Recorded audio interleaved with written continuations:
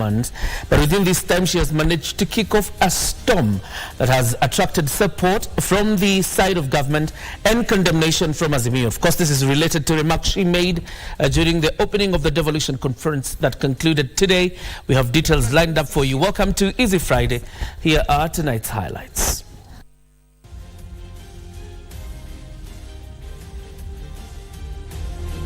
The presidency shields U.S. Ambassador Meg Whitman from opposition attacks over her endorsement of the outcome of the August 2022 elections. Fafi MP's convoy comes under banditry attack in Garissa in an incident that left a 16-year-old boy dead. And curtain falls on the 8th Devolution conference in Eldoret, with Deputy President Rigathi Gachagua calling for increased and timely funding of the devolved units.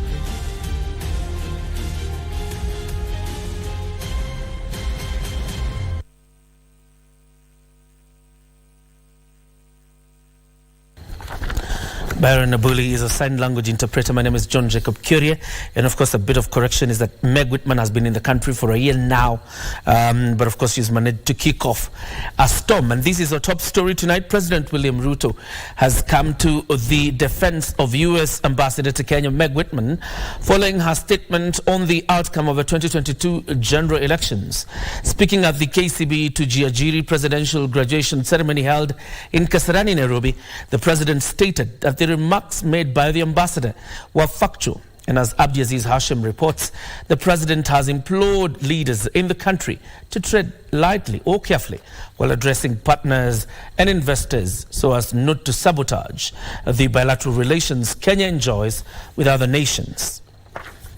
The U.S. ambassador to Kenya, Meg Whitman's remarks continues to elicit mixed reactions, both on and offline. Her remarks over the outcome of the 2022 general election at this year's 10th Devolution conference has sparked a debate among the political class. President William Ruto has come to the defense of the ambassador, stating that the statement made by Whitman were factual. The American ambassador said two statements of facts.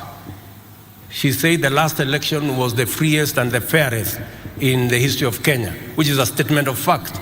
She said Kenya is open for business, which is also a statement of fact. I mean, surely, let us have some decorum and respect ourselves as we demand respect from others.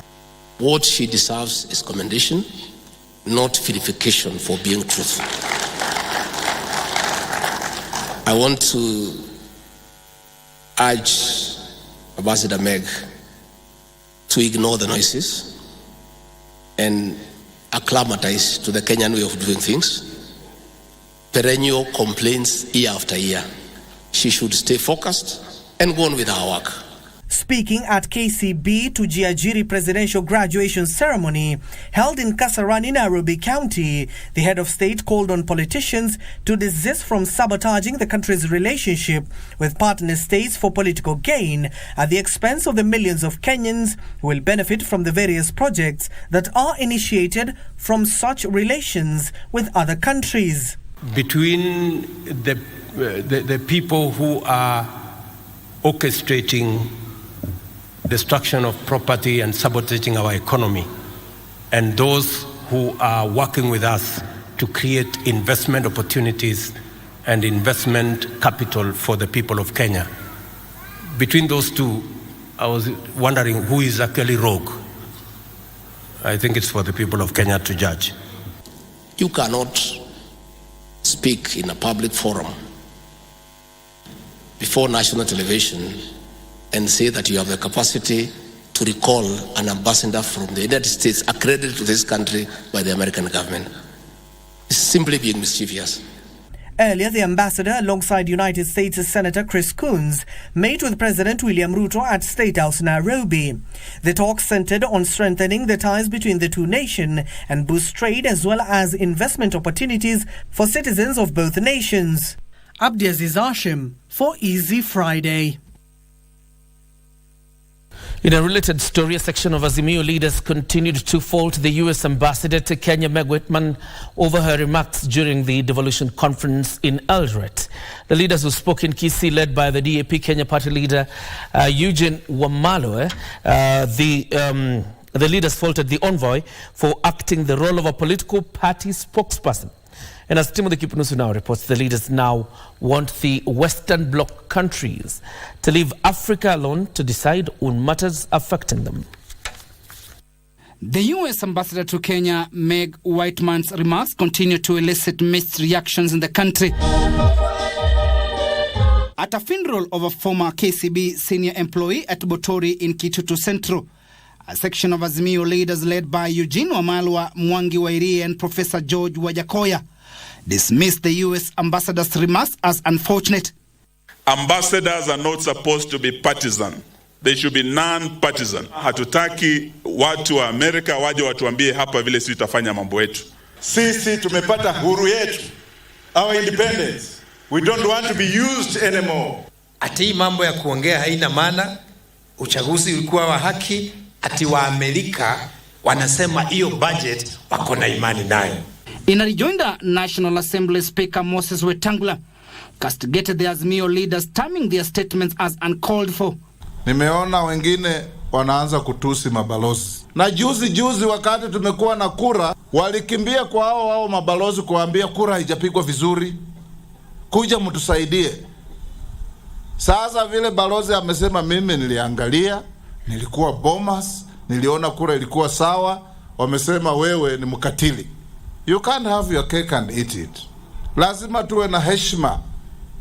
Kesho mtakimbia kwa ule ubalozi kuomba visa kwenda Amerika au kwenda Ulaya. The leaders further called on the government to stop what they termed misleading the public, that the Azimio coalition was negotiating for power sharing. Ambia watu ukweli. Mambo ya nusu mkate is not an Azimio agenda. Sisi tunataka tuzungumzie mambo ya gharama ya maisha. Timothy Kipunusu for Easy Friday. And now Fafi Member of Parliament Salah Yakub, the convoy belonging to the Member of Parliament came under attack from suspected bandits at Degega area a moment after leaving the burial of one of the victims of the Garissa killings. The bandits were, however, overpowered by the security team who were accompanying the Member of Parliament and his convoy. A 16-year-old boy who was riding a motorcycle was, however, shot dead by the bandits. This even as relevant authorities planned a security meeting slated for Saturday that will bring together all stakeholders to address the matter. Tension is still high in Galmagala village, Fafi sub-county in Garissa County, despite local leaders and authorities calling for calm. Tumevamiwa na wagenge upande ya Kinisa, walishambulia pati mzuri, watu walitoroka. A convoy belonging to Fafi Member of Parliament Salah Yakub was attacked by unknown assailants in Dagega area while leaving the burial of one of the victims of the Garissa killings. Also at the scene, a 16-year-old boy who was transporting Nyamira from Bura to Galmagala town on a motorcycle was shot dead by the bandits.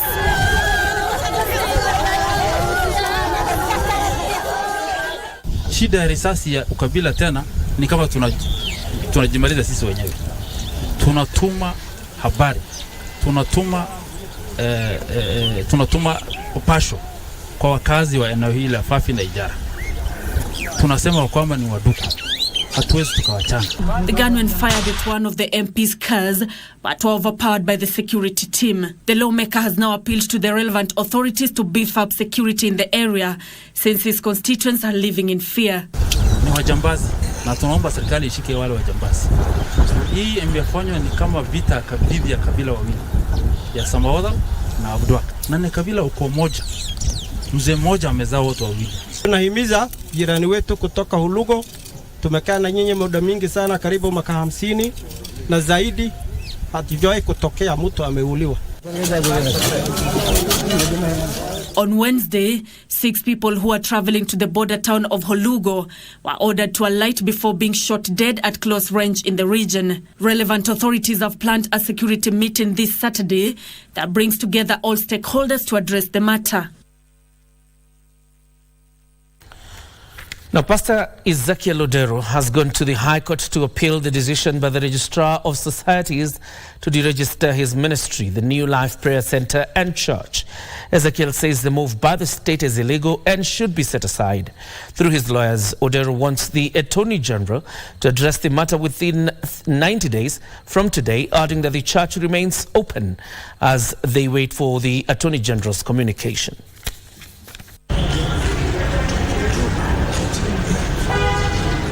Through his lawyers, Ezekiel Odero wants the Attorney General to address the matter within 90 days from today.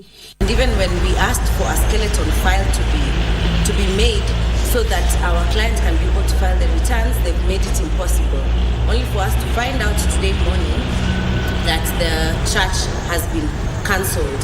The registration of the society has been cancelled.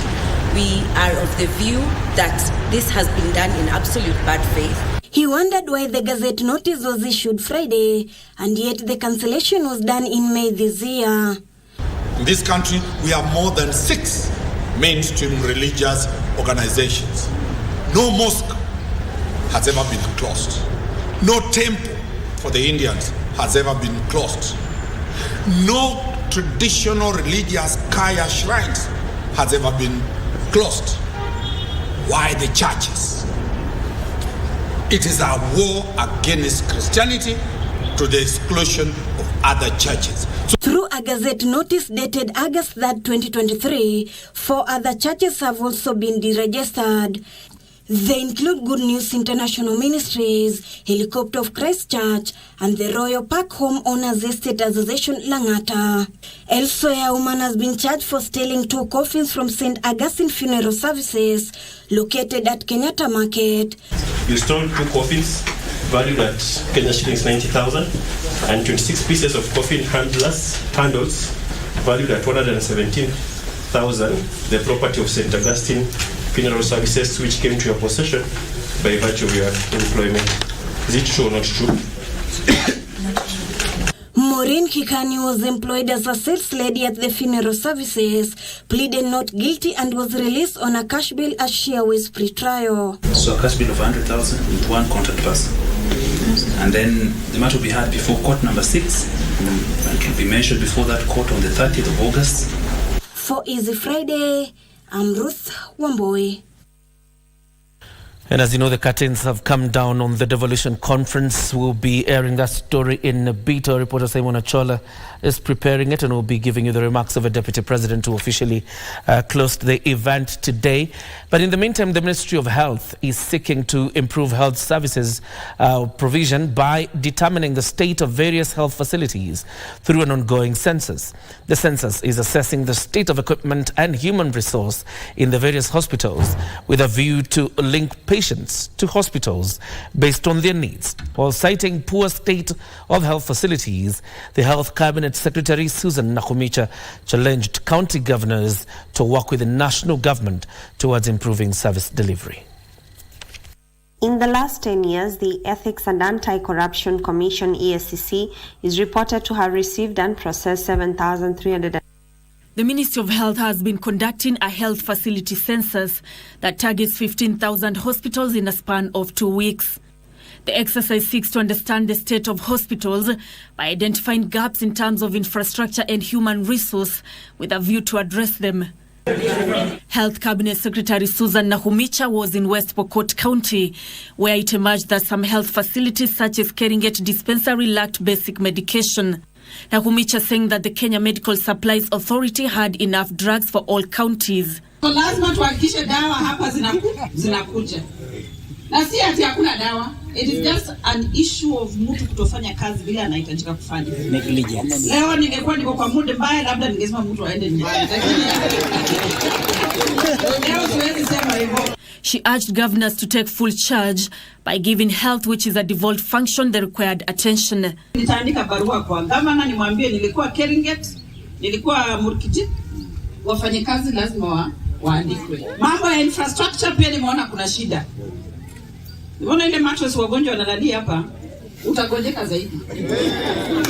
Mimi kama waziri nitatumana vitanda 20 na mattress. Meanwhile, the Principal Secretary for the State Department of Public Health and Professional Standards, Mary Muthoni, was at Kianda Fort 2 Level 4 Hospital in Kibra to oversee the health facility census.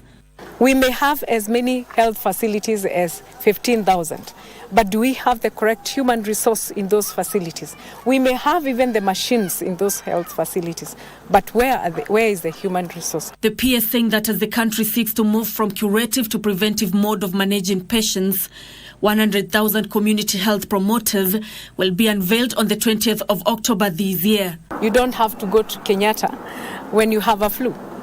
You will be told that this is the level that you need to start. And if the community health promoter can handle, you don't need to go to hospital. Meanwhile, following the nullification of the application process at the Kenya Medical Training College by the National Assembly Committee on Health, the PS has assured those who had applied that the issue was being addressed and that no learner will be disadvantaged. Basically, what Parliament said is the way we were handling it is not the right way. Go back to the drawing book, and we will include all, whether they had applied or the ones that are going to be taken. So give us time. This is administrative, and we are going to sort it out. Wasijali. The Ministry of Health says that the completion of the health facility census will inform the formulation of government policy that is geared towards improving healthcare provision across the country. Nancy Okware reporting for Easy Friday from Kianda Fort 2 Level 4 Hospital in Kibra, Nairobi County. Thank you, Nancy Okware. The Ethics and Anti-Corruption Commission, EACC, is lobbying for the delegation of prosecutors within the commission. A proposal, if adopted, could hasten the processing of over 7,000 cases reported over the past 10 years. The EACC chairperson, Bishop David Oginde, says offenders of the law, particularly at the county level, have mastered the criteria of evading the wrath of the law, hence the need for a tactical change to combat the war, or rather to deal with graft. In the last 10 years, the Ethics and Anti-Corruption Commission, EACC, is reported to have received and processed 7,310 cases of corruption and unethical conduct. Non-remittance of statutory deductions appears to be the leading form of graft, a common loophole across the 47 devolved units, with county administrations reportedly failing to remit over 80 billion shillings in the last decade. We have found that some of the ways that we have been using before, they have devised ways of how to navigate or circumvent those processes that we have been following. 9 former and serving governors have been prosecuted. However, none has been successfully convicted to date. The same, however, cannot be said for senior county officials. When we go for these people, we are actually turning off the tap that will be feeding the big guys. But we are going for both the small and the big people. The Commission has for the past 5 years recovered at least 23.74 billion stolen public assets, averting the looting of 36.5 billion public monies through disruption of criminal networks, while assets worth 40.78 billion remain as active court cases. We are lobbying so that we can get these kinds of cases heard and determined within the shortest time possible, 6 months at most 1 year, so that if a person is clean, let them be released to serve the nation. But if they are dirty, let them be removed from where they are to go where they ought to be. Speaking in Mombasa while officiating the closing of the annual conference for members of the Institute of Certified Secretaries, Oginde stressed the need for the establishment of prosecutorial roles within the commission to hasten the backlog of cases. Juni Karisambele from Mombasa County.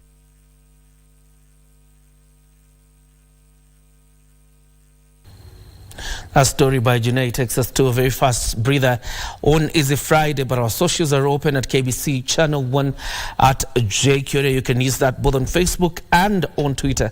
Tell us what you think about the stories we're running for you. But we're taking a breather. We'll be back with more.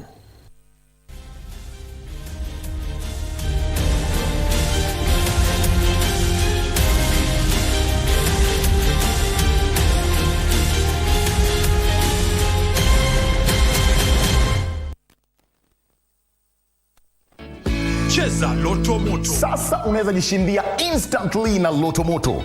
Dial *570# wakati wowote, siku yoyote ya wiki na mahali popote. Dial *570#. Kisha chagua moja kati ya games za Loto Moto.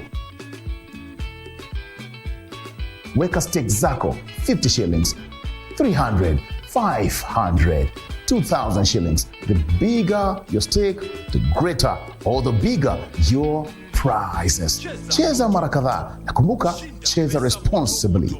18 years and above. Cheza Loto Moto. Wiki hii kwenye mkulima. Hata shamba lako liwe dogo, bado utapata mapato mazuri. Karoti huchukua muda mfupi kuwa tayari ikilinganishwa na mimea mingine kama vile mahindi na kahawa.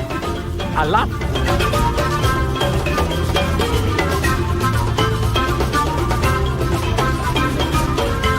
kisha wakulima wengi hawajui kwamba wadudu wengi ambao tuko nao ambao wanatusumbua kwenye mashamba zetu, nyingi zinakuwa attracted na kala. Kwa mfano, hiyo kala yellow ina attract zile white flies. Basi usikose kujiunga nasi Jumamosi saa 10:30 hapa KBC Channel 1. Vijana chapa kazi wenye nguvu za ziada. My youth, uko na talent ya kusing, spoken word, kucompose jingles ama any other unexploited artistic talent. Gava through Ministry of Information, Communication and the Digital Economy na KBC sasa wamekama up na project ya kupromote usanii called Studio Mashinani. Hizi ni studios ziko grassroots and they are fitted with high quality state-of-the-art equipment where you can produce quality audio and video music content for free. What's more, wana offer mentorship na talanta yako itakuwa promoted on KBC Channel 1 TV, Y254 na radio stations za KBC. Tembelea Studio Mashinani huko Comarox, Langata, Sauti House Mombasa, Kirwara huko Gatanga, Kitui next to Manyanyoni Chiefs Camp na Kisumu City wako hapo KBC Station. Usilalie talent. This is your chance to commercialize and popularize your talent through Studio Mashinani.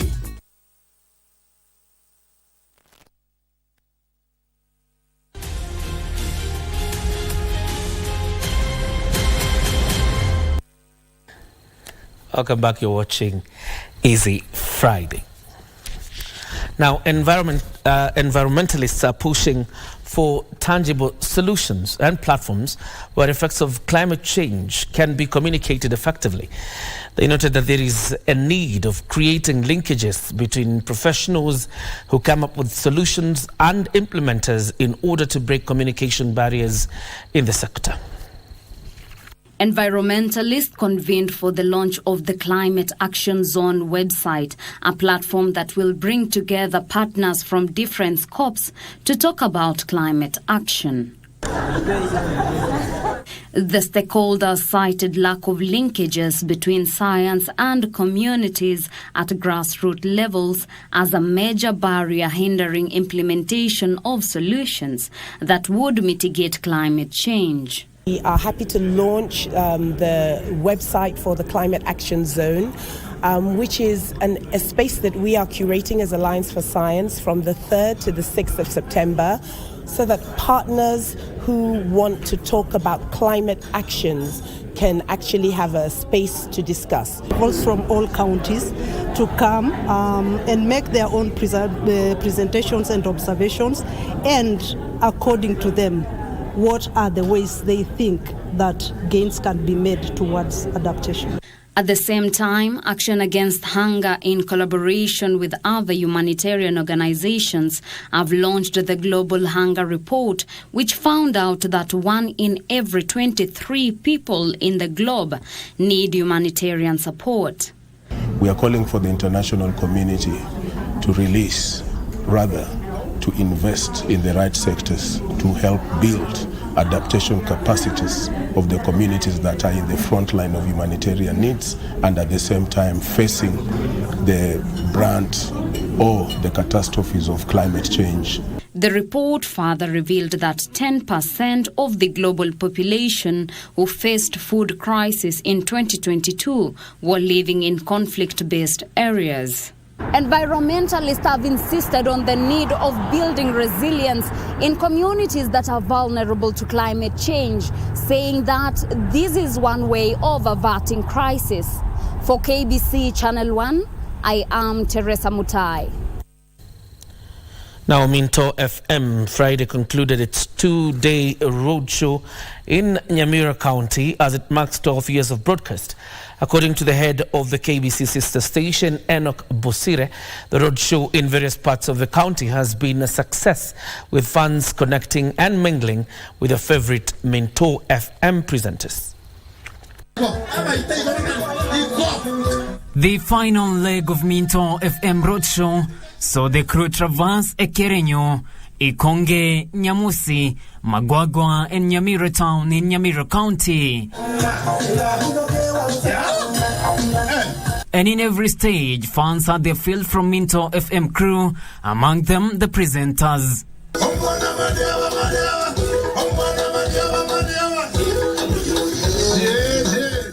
Minto head of radio Enoch Bosire appreciated their fans for making the roadshow a success. I want to take this opportunity to thank our listeners and fans from Nyamira County and Wusi at large for making this station the best station in the region. Presenters present acknowledging their fans' compliments and feedback, which they promised to work on in a bit to perfect content distribution to the audience. We exchanged notes on how we perform. They gave us where we think we should improve.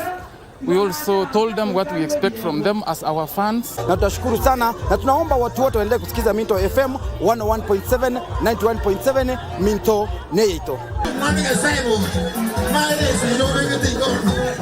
Fans who flocked in large numbers loaded the station for such an initiative, urging them to conduct more of such to enhance the bond.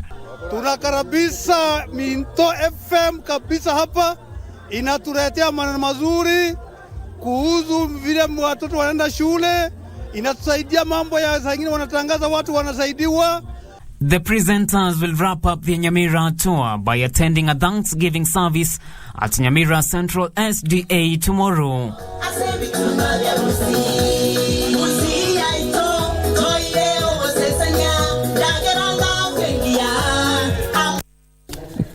Such entertainment for Abantoba Minto, and congratulations to Minto FM on marking 12 years of broadcast. Traders at the new Pumwani Road Market are putting Governor Johnson Sakaja on notice over what they term as corrupt dealings. According to the traders, Governor Sakaja has until Monday to investigate officials at the Trade Department over a plot to build new stalls at the new Pumwani Road Market and giving it to new people. The traders are said to be guarding their market in shifts in case of a plot to bring it down or bring down the structures at night and evict them.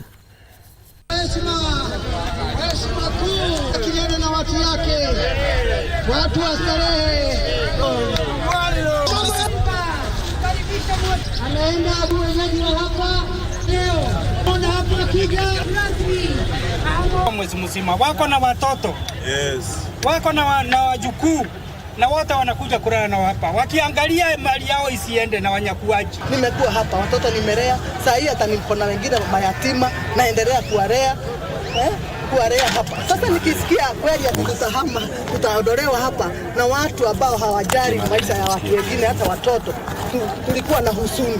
Tunaomba hivi, Mheshimiwa Mwago achukue viongozi wetu wenye wanatuongoza, awapeleke kwa ofisi ya Governor Sakaja. Kila mahali wamemwaga Governor amanage county, kwa sababu county kuanzia maofisi zao zimekuwa na watu ambao wanakompromisewa na mambo ya nini, ya hiyo mambo ya pesa, wana nini, asafisa ofisi yake. Tunasema hakuna containers zitekelewa hapa New Pumwani Road, watu watafute barua nyingine. Tayari tuko na barua ya development ya hapa. County inafaa ijengee watu stalls wapi? Hapa. Two siblings from Machakos County, that is Diane and Duku, who got a placement in Kiambu Institute of Science and Technology, and her brother, who is studying at the Kitulu Secondary School in Machakos, are now appealing to well-wishers to help finance their education. The two, who were orphaned, have been living under the care of their uncle, who recently lost his means of livelihood and can no longer support them. And as John Kahiru now reports, their only hope lies on the masses of well-wishers. In a small corner of Kitanga village, Muawad in Machakos County, meet Diana Nduku, a young girl whose journey to her dream has been curtailed by poverty in the family. Diana lost her parents at a tender age, and together with her brother, they've been living under the care of her uncle. She recently completed her secondary education and got a placement at Kiambu Institute of Science and Technology, where she fears her dream might crumble. Kuingia ni per year around 56 na bado kuna other requirements. Kuna vitabu nafaa kuwa nazo, bado kuna accommodations nafaa kulipa. Her younger brother, who is studying in Kitulu Secondary School in Machakos, also is in dire need for support. Nasomea side za Machakos, shule inaitwa Kitulu. He is so bright, and kama mnaweza pata tu funding aweze kusoma amalize shule yake, naweza kuwa tu vizuri, naweza furahi, na pia maisha yetu anaweza kuwa vizuri. Sina pesa na sina nini wala nini, hata mbuzi sina juu ya watoto, hata ng'ombe sina, nimeshauza nikasomesha huyo mtoto mpaka kafika hapo, na sina hata chakula kwangu ni shida. The family's efforts to raise money for the children's education have hit a snag and have now turned to well-wishers to help them raise the funds. You have heart of helping, unaweza tu nisaidia, cause kila mtu atalipwa tu kwa kazi yake. To help the family, well-wishers can channel their contributions to 0796 571 311. John Kahiro, Easy Friday. Cyber surfers were at it again this week, and they could not keep calm following a crackdown by the Directorate of Criminal Investigations against drug trafficking in the city's capital. What gave the keyboard warriors real fodder for conversation were the unlikely suspects in the drug ring and the plot twist later. Here is this week's dose of his savage netizens by our reporter Tess Mutai.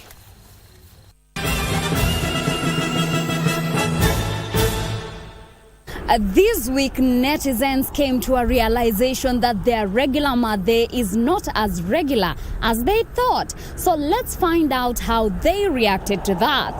Netizens were beyond amazed after the Directorate of Criminal Investigations made an arrest in an anti-narcotics operation in the famous Ngara's neighborhood.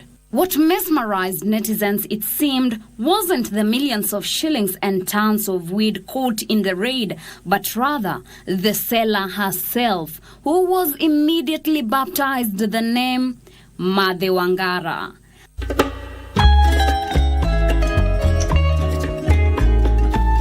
Agiri, seemingly surprised, wrote, "Hey, Made Wangara is the woman of the year. Congratulations." Saul, bamfuzzled by the money in the sacks, tweeted, "Kumbe ni gunia sio bag. We have been chasing the wrong things, guys." Nyaberi, tumeishi kuchase bag, kumbe Made Wangara ndio ameweka kwa nyumba. This earth is hard. Hey!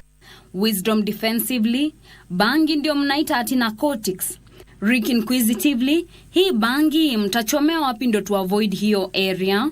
Wool up, nigga. Wool up, wool up, wool up. Just wool up. But the series will not end just yet, for reports that the wrong Made had been arrested surfaced, and it surely gave the savage netizens a lot to talk about.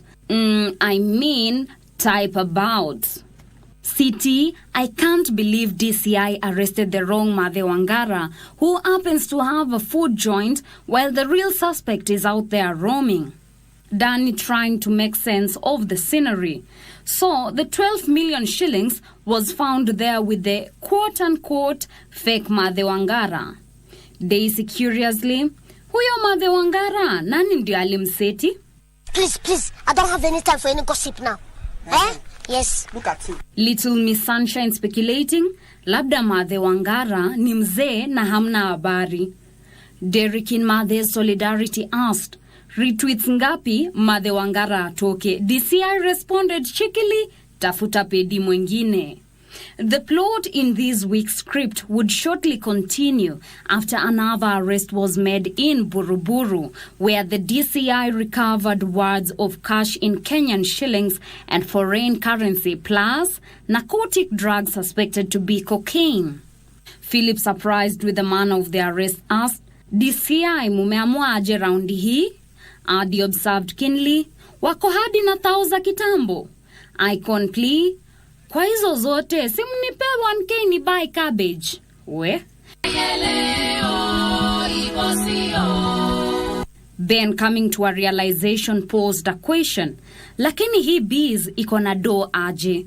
Since I can't directly answer that, I will let go of that story. Yani, kalale.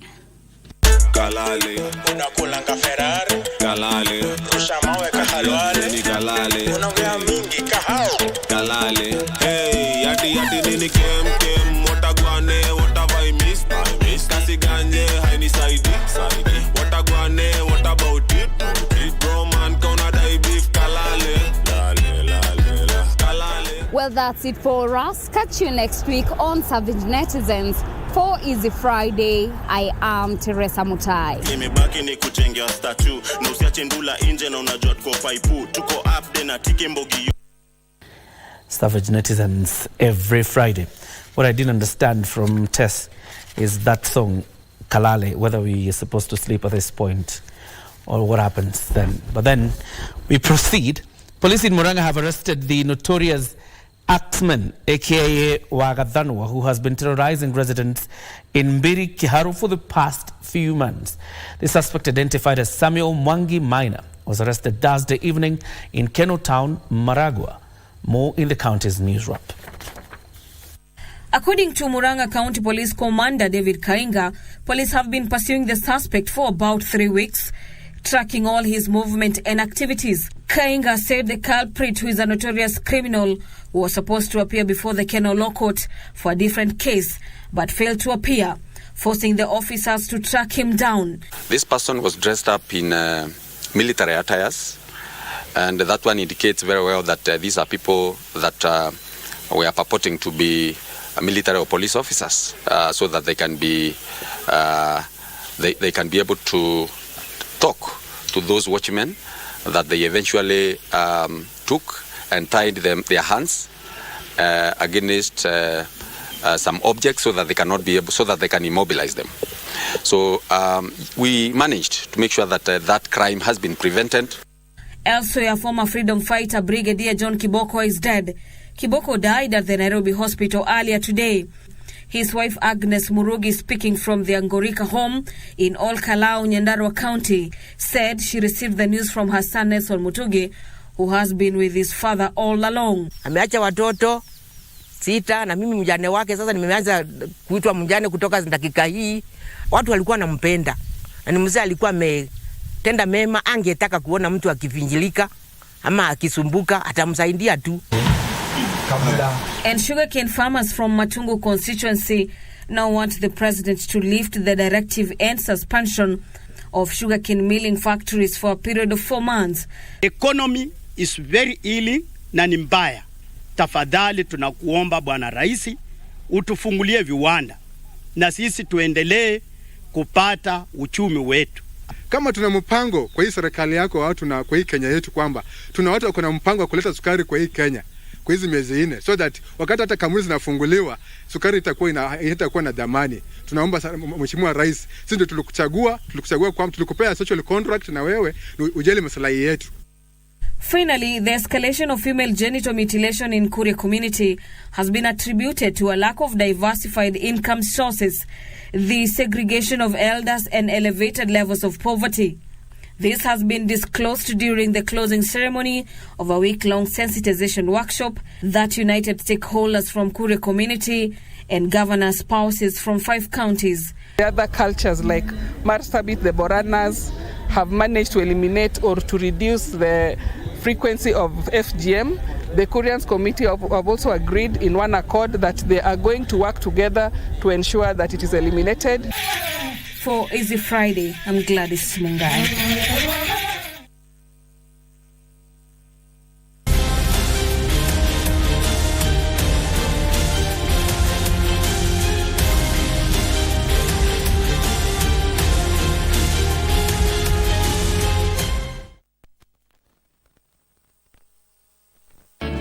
Cheza Loto Moto. Sasa unaweza jishindia instantly na Loto Moto. Dial star 570 hash. Wakati wowote, siku yoyote ya wiki na mahali popote. Dial star 570 hash. Kisha chagua moja kati ya games za Loto Moto. Weka stake zako 50 shillings, 300, 500, 2,000 shillings. The bigger your stake, the greater or the bigger your prizes. Cheza mara kadhaa na kumbuka, cheza responsibly.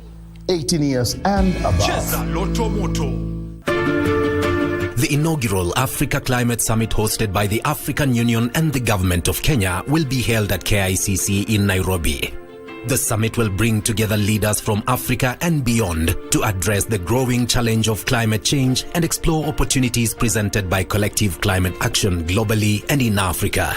The summit will take place from the 4th to 6th of September at KICC and will be presided over by His Excellency the President Dr. William Ruto. This event will be live on KBC Channel 1.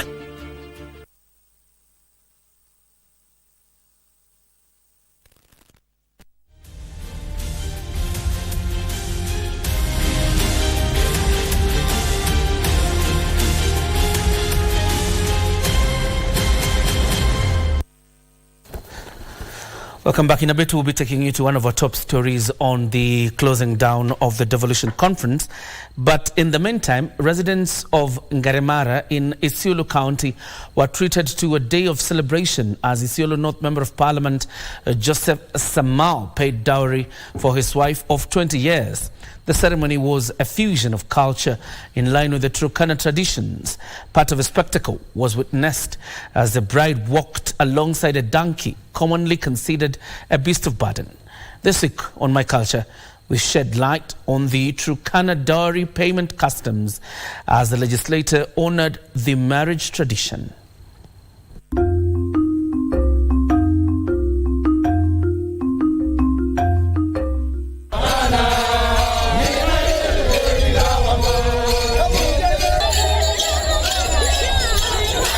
The sound of music and enthusiastic dancers welcome you to Nyamira, Isiolo County.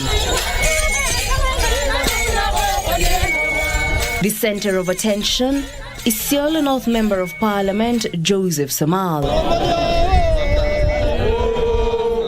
After more than 2 decades of living with his spouse, he was honoring dowry payment traditions.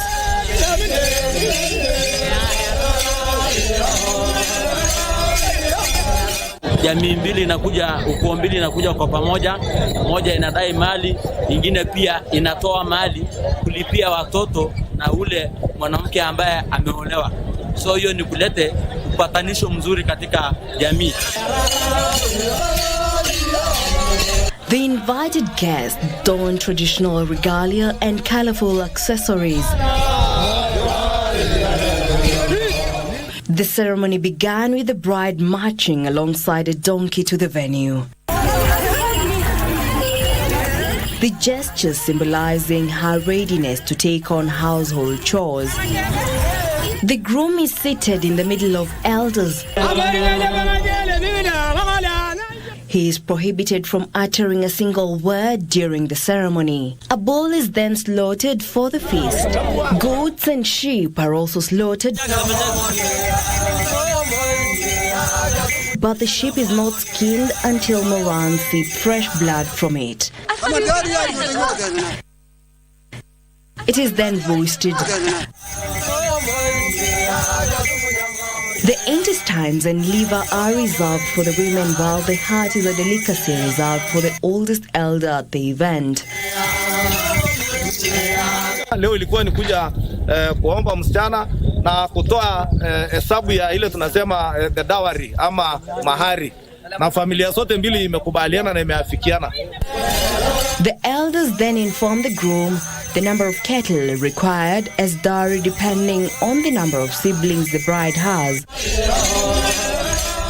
Ile familia ambayo unaoa kwao, kama kuna watu zaidi ya 20 ambao wanahitaji ng'ombe, unahitaji kutoa ng'ombe zaidi ya 20 kupatiana kwa hiyo familia, na baada hiyo kuna watu ambao utawapatia mbuzi. Kama ni watu zaidi ya 100, unahitaji kutoa mbuzi zaidi ya 100. After payment of dowry, the legislator is at liberty to conduct a wedding ceremony that will last for 1 week. Jackie Wambiru, My Culture.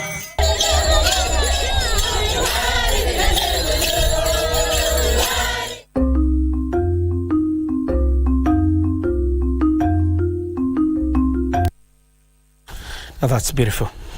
Curtains have come down on the 4-day Devolution conference in Uasin Gishu County, with calls for increased and timely funding of the devolved units and the county assemblies to enhance oversight. Stakeholders also want an expanded own-source revenue channel to increase self-reliance. Achola Simon has the details. After 4 days of deliberations on hits and misses over the last decade of devolution, the biannual conference has come to a close. Your Excellency, as we reminisced on the long journey we have traveled to this point, I was reminded of the first cohort of senators, governors, and members of county assemblies and the difficult moments they went through as they pushed to synchronize devolution with our national development priorities. This group, of which I happen to have been part in my capacity as governor, is credited with having laid a firm foundation for devolution under very difficult circumstances. Gentlemen, in the past 10 years, a number of players at the national level of government have proceeded on the basis that their sectors are not devolved and therefore have nothing to do with devolution. However, listening to the discussions on digitalization, and particularly the comments by the CS of ICT and the Director General of Communication Authority, it is apparent that even the sectors initially thought not to be devolved and having nothing to do with devolution need to understand devolution, because they are either impacted by devolution or their actions impact devolution. Leaders calling for an increase and timely release of resources to ensure the dream envisaged with the craft of the Constitution are realized. The leaders also want autonomous county assemblies with predictable and reliable funding to ensure proper oversight at the county level. We will work hand in hand with our respective county assemblies towards this end.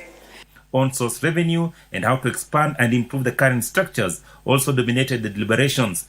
It is important in strategic planning and execution of short-term, mid-term and long-term measures. Long-term measures involve pragmatic approaches to addressing the perennial issues and rebuilding back better in resilience programs under the shared or common functions. Deputy President Rigathi Gachagua, while presiding over the closing of the conference, called for a more collaborative approach to create a robust inter- and intra-county market across the country. He also wants corruption dealt with decisively at the county level, with those found culpable dealt with accordingly. There is no corruption for the national government and the county governments. Corruption is corruption in its very form. And this government will deal with the corruption in the national government, in the county governments, and in the country. We know that some people are very uncomfortable because previously governors have been twisted to give money obtained fraudulently and corruptly to fund political activities.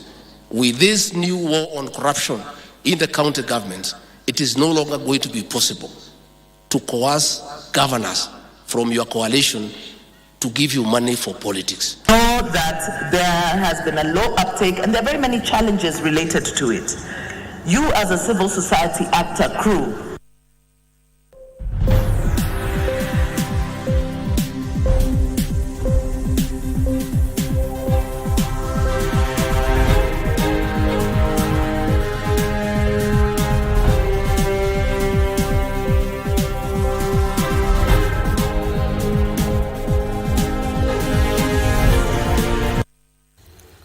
Let's do some business now. The government wants to link youth graduating from technical and vocational education and training institutions, TVETs, with special state projects in a bid to close the unemployment gap.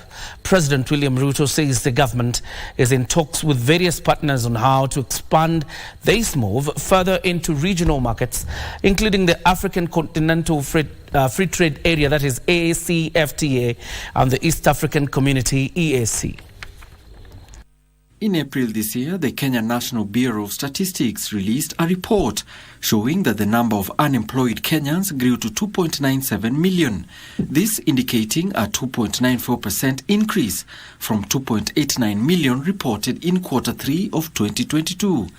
But the government plans to deploy at least 1 million youth annually to special projects as a way of absorbing the demand for skilled workers in the country. Beyond the housing, we also need a deliberate, intentional plan to create opportunities for the young people of our nation to access meaningful opportunities to work, meaningful opportunities to invest, meaningful opportunities to grow their enterprises. One of the main interventions now, and this is what we celebrate today, is within the construction industry, which is so important now also with the housing scheme that was decided by the government recently.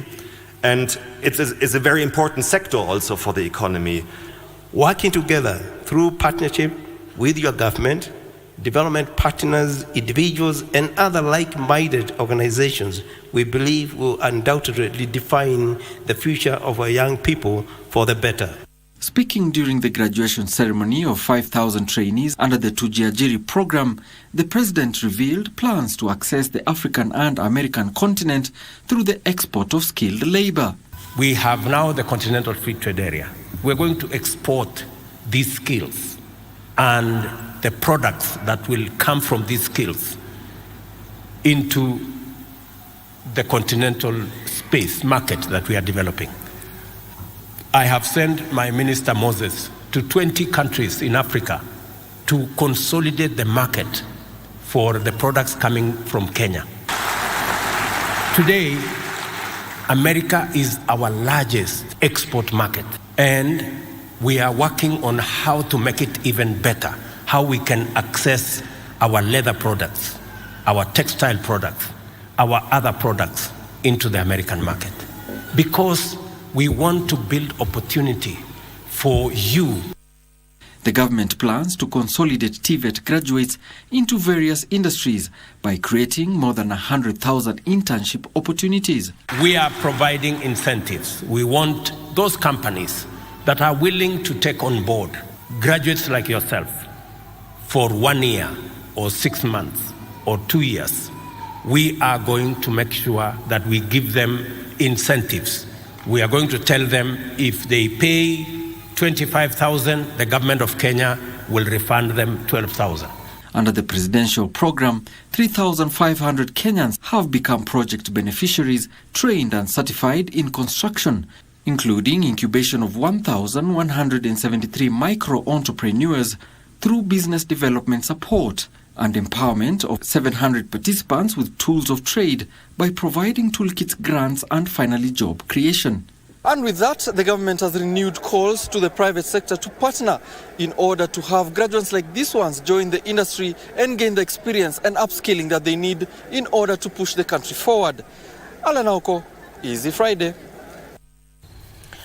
Leaders from arid and semi-arid regions want more research on genetically modified crops that can withstand harsh climatic conditions. A section of agriculture county executives drawn from the arid counties say there is a need for more seed engineering initiatives to develop seed crops that are drought and pest resistant in a bid to boost the country's food security and reduce the overall food import bill. The Biosafety Authority approved limited trials on BT maize for national performance trials last year as the country moves closer to fully adopting genetically modified seeds. The BT maize is genetically modified to produce an insecticide, BT protein, that kills certain insect pests. BT maize and cassava have been on the waiting list to be commercialized after the genetically modified cotton was approved and distributed to farmers. Agriculture county executives in some parts of arid and semi-arid regions now want such seed innovations to be extended to other crops that dominate the region. If we can partner, come up, sit with our technical working team, come up with ideas and proposals, we see where we can chip in as a county government, where you can come in as the biotech institution, and any other willing partners, so that we can develop something which is tailor-made for this county. The devolved units say research on drought, pest and disease-resistant crops will boost the county's food security and reduce dependency on food aid. We do a variety that is able to grow, it is fast growing. Then it means then we will be able to achieve food with in a better or with less investments than we are doing under the current production. Tunanunua dawa, tunaspray, lakini inaungua. Angalia hii ndogo, inaungua. Haikuzaa kitu. The Secretary General of the Kenya University Biotechnology Consortium, Joel Ochieng, says farmers lose up to 60% of their entire maize crop to stock border in Kenya, putting more pressure on limited available food stocks. We are losing 400,000 metric tons of maize each year, which is equivalent to what we are importing. Funzo maana GMO na mbegu zake tutazielewa vizuri na tutapanda, lakini maana hatujafunzwa hatuwezi tukaelewa maana ya GMO. We cannot deny humanity a good technology because there is a risk of abusing it, because every other technology stands the same risk of abuse. Benson Rioba reporting for Easy Friday. Stanbic Group is investing 25% of its capital towards green investment in an effort to reach net zero emissions by 2050. Stanbic Group Chief Executive Joshua Oigara says the group is also committing 1% of its earnings towards social, economic and environmental projects. The last 2 years have seen a big shift globally in investments in green. Kenya is accessing up to 90 billion shillings in green financing, an indication of Kenya's commitment towards combating climate change. Companies and businesses are also working towards achieving a net zero emissions by 2050 by investing heavily in green energy.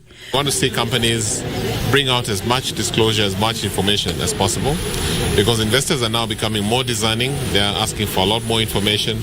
They want to understand how our companies are future-proofed. And we believe that our commitment then is to ensure that whatever we finance, we want to become net zero, the contribution to 2050 by the bank.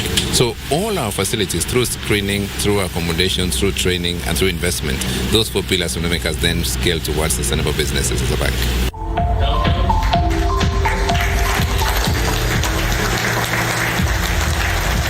While unveiling Stanbic Group Sustainability Report 2022, which highlights, among others, financial inclusion, job creation and enterprise development, climate change, infrastructure, education and health as key focus areas, Stanbic Group CEO Joshua Oigara further says 1% of its earning is going towards financing this sustainability projects. We are today saying more than 25% of our investment in terms of capital must go into greening investments, and all those areas, whether it's energy, whether it's education, infrastructure, financial inclusions, job creation, and enterprise development. We have issued an NSC disclosure guidelines to the public, and we've seen close to 30 companies have done integrated reporting and 11 have done sustainability reporting. Stanbic is also targeting to finance 1 million women entrepreneurs annually and 5 million women over the medium term. If you think about the many businesses, that is more than today 50% of all entrepreneurs that we have in our market. The level of gender parity at the senior management and board has declined year on year. To address the imbalance, the bank has rolled out a leadership program. National Treasury Program Coordinator Peter Ohengo noted that with the support of the International Monetary Fund, Treasury has mobilized more than 350 billion shillings for various green initiatives. Wendy Mujenga for Easy Friday. Kenya plans to increase coffee production to 200,000 metric tons in the next 5 years. This will be done through reforms being undertaken in the sector, among them the introduction of high-yielding breeds and streamlining coffee cooperative societies. Deputy President Rigathi Gachagua says it is also addressing the marketing aspect of the commodity to ensure better returns for farmers. The Deputy President says implementing comprehensive reforms of the coffee subsector demands a structured plan of delivery, which the state is working on through various interventions. Speaking during a meeting with various stakeholders, the DP has said the government will implement all inputs from the draft session of paper number 1 of 2023 on sustainable quality coffee production for food security and wealth creation, the Coffee Bill 2023, the Cooperatives Bill 2023, and session of paper number 1 of 2020 on the National Cooperative Policy. I want to assure you of the commitment of the Ruto administration to push sustainable reforms in this subsector, and I want to say these reforms are unstoppable, and ourselves will not be intimidated, will not be sold fear, and we'll push on, and the President and I are willing to take the political heat from whatever direction it comes from, because we are persuaded that great leaders are defined by their ability and capacity to take hard decisions in the interests of the country and society. The DP says the documents will cement sustainable reforms in the subsector and help in delivering the promise of better yields and returns. Because we must bring the farmer on our side, and that the President and I will do. Within 2 months, the farmers will be pro-reform, and we'll be able to take them through what has happened and why we are doing what we are doing and what are the possible gains that we will find after successfully implementing these reforms. Cooperatives Cabinet Secretary Simon Chelugui says the ministry is working on legislative and administrative systems concerning the coffee value chain in a bid to increase coffee production from the current 50,000 metric tons annually to 200 metric tons within 5 years. Trevor Ngendo for Easy Friday.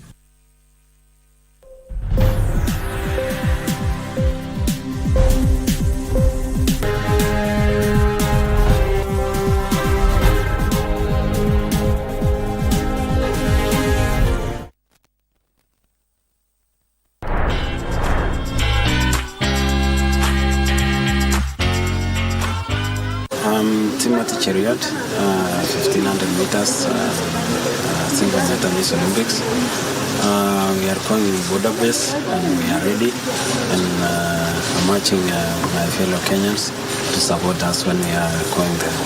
Thank you very much.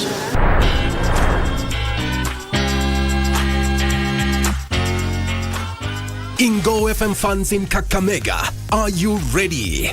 Ingo FM and Y254 have organized a Meet the Fans tour on 25th and 26th August 2023. On Friday, 25th August, join us at Butere Boys High School, where the Baraza Foundation has organized sports activities including a football match pitting Kakamega Homeboys versus Butere combined. In the evening, join us as we witness the crowning of Mr. and Miss Butere live from Charlie 037 Resort. These events will be covered by Y254 and Ingo FM. On Saturday, 26th August, our team shall visit Noah Yale Children's Home, where we shall donate dignity packs. And the climax of our Kakamega tour will be the launch of Ingo FM Mashabi Club at Bondeni Primary School. Don't miss out. All are welcome.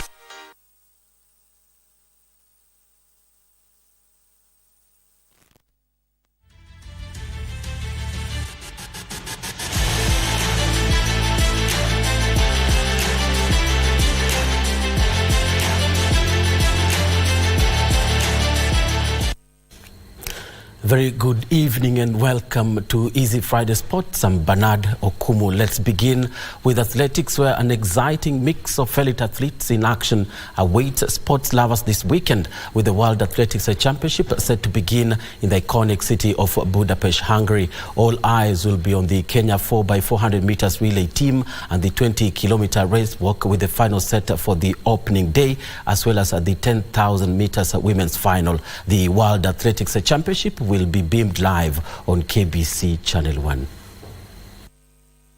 Samuel Gathimba will be among the elite runners who will take off in the 20 kilometers walking race in the morning, where he hopes to bag Kenya's first medal in the event. Gathimba missed the podium dash last year when he finished fourth in Eugene in a season's best of 1 hour, 19 minutes and 25 seconds. This will be his fourth championship since 2017 when he made his debut. Najua Gathimba akienda pale ako tayari kukuleta medali. Na mimi ya kwamba najisikia ya kwamba mwili iko sawa. Yes, na nimesema ya kwamba hii ni championship yangu ya 4 na itakuwa the best of the best. The 4x400 meters relay team will also be in action in the first round, with the likes of, among others, Commonwealth champion Wycliffe Kinyamal, Zablon Ekwam and Kennedy Kimeu, determined to progress to the finals later in the night. Simon Kirop will join his compatriots Abraham Kibiwot, who is the 2016 African Championship bronze medalist, and Leonard Bett in the men's 3,000 meters steeplechase heats. 1,500 meters Olympic and world record holder Faith Kipyegon will also be in action alongside Nelly Chepchirchir, 2019 African Under-20 silver medalist Edina Jebitok and Purity Chepkirui. Last year at the Howard Field in Eugene, Oregon, Kenya bagged 10 medals, 2 gold, 5 silver and 3 bronze. The World Athletics Championship will be beamed live on KBC Channel 1. For Easy Friday Sports, I'm Daniel Mwendwa. Remember to catch the action beginning at 9:50 a.m. East Africa time. Now, the Talanta Hela Countrywide Football Tournament kicked off Friday at the iconic Kipchoge Keino Stadium in Eldoret. Sports Cabinet Secretary Ababu Namwamba was present to oversee the first match of the Under-19 tournament that saw Uasin Gishu County take on Baringo County. Now, the 3-day event will see 4 counties of Central Rift battle for top honors, eyeing a ticket to the national championships. The Central Rift hosts Uasin Gishu, Elgeyo Marakwet, Nandi and Baringo. 16 teams from 8 regions will take part in the national championship before the culmination of the tournament on December 12th.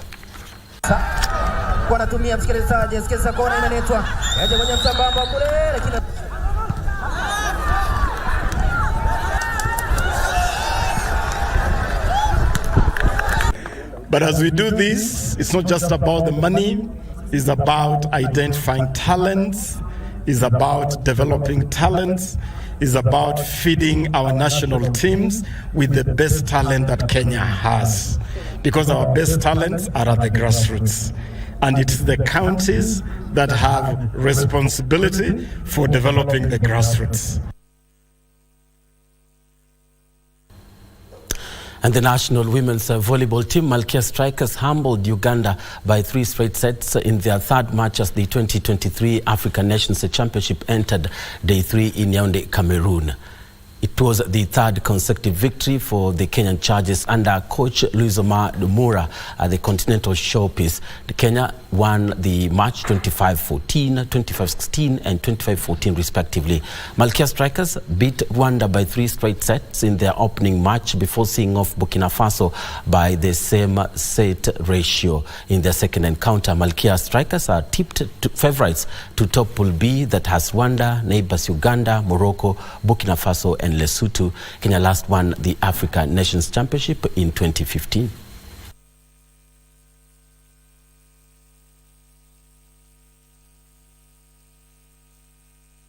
And to soccer now, where Kakamega Homeboys held their final training session today ahead of the Nyayo National Stadium, ahead of their CAF Confederations Cup first preliminary round tie against Libyan side Al Hilal Benghazi. The match is scheduled to be played on Saturday at Nyayo National Stadium, kicking off at 3 p.m.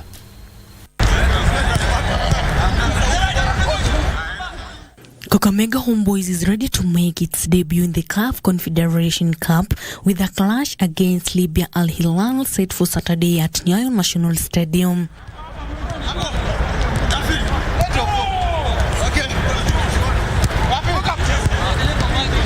Homeboys earned their spot by emerging victorious against Tusker, sealing a 1-0 win and securing not only the Mozart Bet Cup trophy, but also the honor of representing the nation in prestigious CAF Confederation Cup. After the first leg, they will head to Libya to play the second leg of the first preliminary round scheduled for August 27th. The winner on aggregate after both legs will advance to the second preliminary round and will face Rayon Sport of Rwanda. Ukiangalia masingara labda ya timu yetu mahali tunatoka, it is a good achievement na natarajia at least to make step more. Kwanza tunataka tushinde mechi. Maana bila kushinda mechi hatuwezi fika katika makundi. So ukiangalia sisi sana kwa dhamira yetu ni kufika katika makundi, lakini kwanza ni kushinda mechi. Meanwhile, former league champions Tusker FC have completed the signing of striker Eric Kapaito, who has penned a 1-year contract with the Brewers. Kapaito has arrived as a free agent after the end of his contract with the Ethiopian Premier League side Arba Mitch City. It's a great feeling, a great blessing. Because I shukuru God, because I believe ni one of the biggest, big teams in the country, you know. So kuchezea team kama hii, it's a blessing na nashukuru Mungu sana. Kapaito becomes Tusker's sixth signing after the arrival of John Bakukama, Joseph Mwangi, James Kibande, Fabian Adikane, and goalkeeper Edwin Simiyu, who was promoted from the youth team. Tusker FC will kick off the new season on 26th of this month against Mombasa-based Bandari FC. For Easy Friday, I'm Sila Unyango. Well, and on that CAF Confederations Cup, that's how we end tonight's Easy Friday Sports. I'm Bernard Okumu. Thank you for watching. Thank you very much indeed, Bernard Okumu, for a fantastic job on that end of the studio. There's a match, I think it's already underway, Nottingham Forest versus Sheffield in the English Premier League. Be sure to catch up that action because in